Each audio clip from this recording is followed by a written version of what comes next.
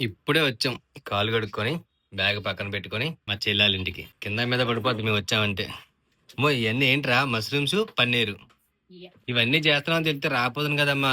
ముందే చెప్తే చేయకపోదును కదమ్మా! బాబు ఇప్పుడు నీ వంట తినాలా మేము? యాహ్! బిర్యానీ కూడా తెచ్చేస్తుంది మా చెల్లి మా కోసం. పన్నీర్ మష్రూమ్ ఇయన్నీ కర్రీ. వంటలు ఎప్పుడు నేర్చేసుకున్నావే? మాతో గొడవలు పాకం ఆడుకునేదే. గారెలు. హ్మ్. ఉల్లి గారెలు. అమ్మో బాబోయ్! మాతో గొడవలాడేదానివి, మాతో కొట్లాడేదానివి ఇయన్నీ ఎప్పుడు నేర్చేసుకున్నావు? అలాగొచ్చేస్తాయి అంతే. హ్మ్. పెళ్ళైతే ఆడపిల్లకి అన్నీ వచ్చేస్తాయి. చూడు ఎంత సంసారం ఎలా చక్కబెట్టుకుందో మా చెల్లి. ఇగో మా చెల్లాలి ఇల్లు ఇదే.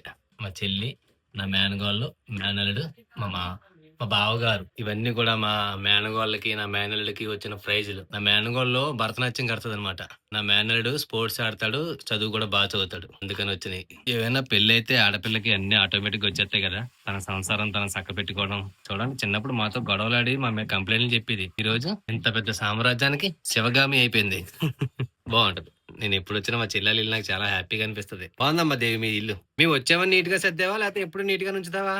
ఎప్పుడు నీట్‌గా ఉండేదే లెక్క పెడతాంట. ఇంకా అందులో ఏం చేస్తావు? అంతే మనకి ఎంతుందో అంతే సర్దుకోవాలంతే. తల్లి నా తల్లి ఎంత ఉబ్బిడి నేర్చుకుంది. ఇయన్నీ కూడా ఎక్కడ నేర్చుకున్నావు? నా దగ్గరే నేర్చుకున్నావు. నువ్వే నేర్పించావు మరి. ఆ! ఏయ్! నేనే నేర్పించాను నీకు. నువ్వే నేర్పించావు మరి. సరే నేను బయటికెళ్ళొస్తాను. శుభ్రంగా వండేసేయి.